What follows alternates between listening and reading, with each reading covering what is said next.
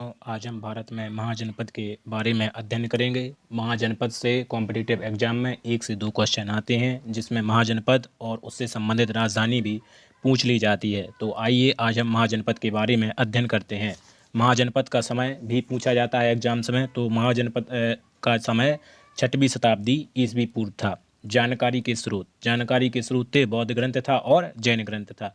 बौद्ध ग्रंथ के अंतर्गत अंगुत्तर निकाय से हमें महाजनपद के बारे में जानकारी प्राप्त होती है। वहीं जैन ग्रंथ भगवती सूत्र से हमें महाजनपद के बारे में जानकारी प्राप्त होती है। इन दोनों ही निकायों में है बताया गया है कि उस समय महाजनपदों की संख्या 16 हुआ करती थी। जो जनपद थे, जनपद के राजा, पहले जो भारत था वह छोटे छोटे राज्यों में, छोटे छोटे क्षेत्रों में बटा हुआ था जो जनपद हुआ करते थे। परंतु धीरे धीरे राजतंत्रात्मकता व्यवस्था बढ़ी और जिससे फलस्वरूप जो राजा थे वह दूसरे जनपदों पर आक्रमण करते थे और उन जनपदों को अपने जनपद में मिला लेते थे। जिस प्रकार जन से बना जनपद और जनपद से बने महाजनपद। इन महाजनपदों की संख्या थी 16। तो आइए हम इसे सबसे पहले इसकी ट्रिक देखते हैं, फिर हम 16 महाजनपद को उनकी राजधानी समेत याद करेंगे। ट्रिक है, अब अपाचे का गांव कुसुम को आम कम देगा। तो आइए हम देखते हैं। आ से हुआ अंग।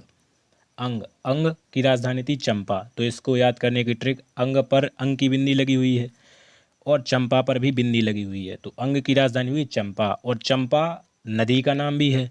तो जो अंग महाजनपद था यह चंपा नदी के किनारे स्थित था और नदी होने के कारण इससे व्यापार भी आसानी से नदी से हो जाता था, जिसके कारण यह व्यापारिक रूप से बहुत अधिक महत्वपूर्ण महाजनपद था। इसके बाद आता है बा से होता है वत्स महाजनपद। वत्स, तो इसकी राजधानी थी कौशाम्बी। तो इसकी ट्रिक है, हे वत्स। कोई मुनि ने किसी बच्चे से पूछा, हे वत्स कैसे हो? तो उसने कहा कुशल हूँ। तो कुशल से हुआ कौशाम्बी। क्या हुआ? कौशाम्बी। तो वत्स महाजनपद की राजधानी हुई कौशाम्बी। आ से हुआ अवंती। तो अवंती की राजधानी उज्जैन और महेशमती थी। चूँकि अवंती 2 भागों में बटा हुआ था, एक था उत्तरी अवंती और एक था दक्षिणी अवंती। तो उत्तरी अवंती की जो राजधानी थी वह क्या थी? उज्जैन। और दक्षिणी अवंती की राजधानी महेशमती थी। इसके बारे में आपने बाहुबली पिक मूवी देखी होगी, तो उसमें इन दोनों का ही वर्णन किया जाता है। तो इसलिए आप उसे से मूवी से याद कर सकते हैं कि अवंती की राजधानी उज्जैन और महेशमती। अगला महाजनपद है पांचाल महाजनपद।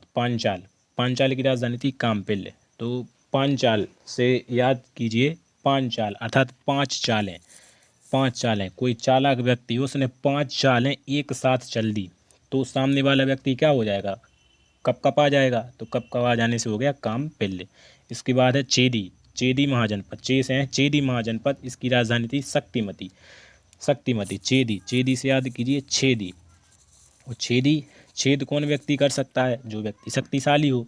तो छेदी से हुआ, छेदी की राजधानी हुई शक्तिमती। इसके बाद है काशी। तो काशी की राजधानी थी वाराणसी। ये तो आपको पता ही होगा कि काशी को अभी वर्तमान समय में वाराणसी भी कहा जाता है। और वाराणसी 2 शब्दों से मिलकर बना है, वरुणा धन असी। अतः जो काशी जो महाजनपद था, या वरुणा और अस्सी नदी के किनारे बसा हुआ था। वर्तमान समय में यह नदियाँ विलुप्त हो गई हैं, एक दूसरी नदी में समा गई हैं। इसके बाद था गा से हुआ गांधार की राजधानी सीधे सीधे याद कर लीजिए तक्षशिला। ये सभी को लगभग याद रहती है। तो तक्षशिला उस समय शिक्षा का प्रमुख केंद्र पूरे विश्व में हुआ करता था। इसके बाद है बज्जी। बा से हुआ बज्जी को राजधानी थी, ये 3 राजधानियाँ थी, वैदेही, वैशाली और मिथिला। तो आइए इसको हम ट्रिक से देखते हैं। बज्जी से बजी क्या बजी? शहनाई बजी। शहनाई किसकी शादी में बजी? सीता जी की शादी में। तो सीता कहाँ की थी? मिथिला की। तो एक हो गया मिथिला। इसके बाद सीता जी को वैदेही भी कहा जाता है। तो इसकी अगली राजधानी होगी वैदेही। और वैदेही से ही क्या हो जाएगा? वैशाली। तो हम तीनों राजधानियाँ हमने याद कर ली, मिथिला, वैदेही, वैशाली। इसके बाद आते हैं कुरु महाजनपद की राजधानी इंद्रप्रस्थ थी। और भारत में जो महाभारत था उसमें कुरुक्षेत्र का वर्णन देखने के लिए मिलता है। तो यह वही कुरु है, अर्थात कुरुक्षेत्र वाला ही कुरु है। इसकी राजधानी इंद्रप्रस्थ थी। इसको आपको सीधे सीधे याद करना है। इसके बाद था सूरसेन की राजधानी थी मथुरा। सूरसेन महाजनपद की राजधानी मथुरा थी। और यमुना नदी के किनारे बसा हुआ था। आपको पता ही होगा कि मथुरा के नज़दीकी जो निकलने वाली नदी है वह यमुना है, तो यमुना नदी के किनारे बसा था। अब सूरसेन, सूरसेन को याद करने की ट्रिक, तो सूरवीर थे। सूरवीर कौन था? श्री कृष्ण। और श्री कृष्ण कहाँ से थे? मथुरा से। तो सूरसेन की राजधानी क्या हुई? मथुरा हो गई। इसके बाद आ गया मगध। मगध सबसे शक्तिशाली महाजनपद था। मगध की राजधानियाँ 3 थीं जो आपको सीधे सीधे याद करनी होगी, पाटलिपुत्र, राजगृह और गिरिब्रज।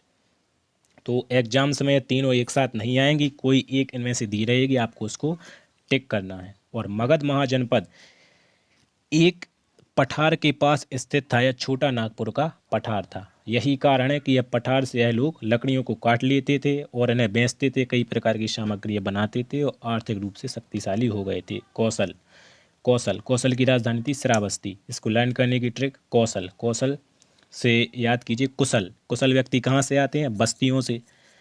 अर्थात जो कुशल होशियार लोग होते हैं वो गाँव में नहीं रहते हैं, वो कहाँ से आते हैं? बस्तियों से आते हैं और अपनी जो प्रतिभा का क्या करते हैं? प्रदर्शन करते हैं। तो कौशल की राजधानी हुई श्रावस्ती।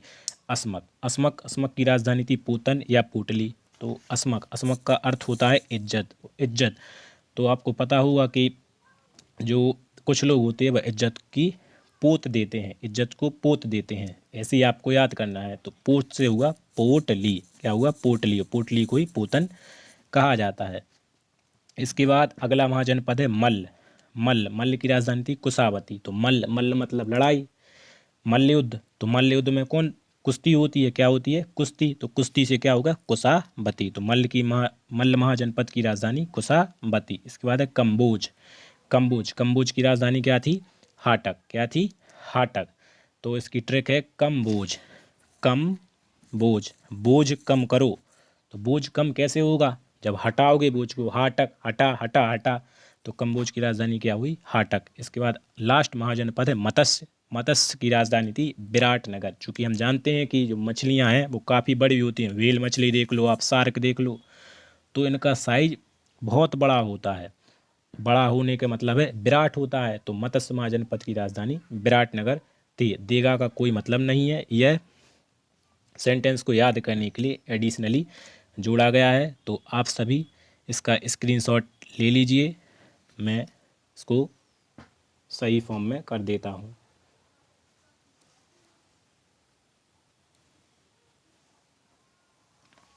तो इस प्रकार हम ट्रिक से 16 महाजनपदों को याद करेंगे। Thank you. Please like and subscribe the video and comment so that further video में इम्प्रूव। गुड बाय, जय हिंद।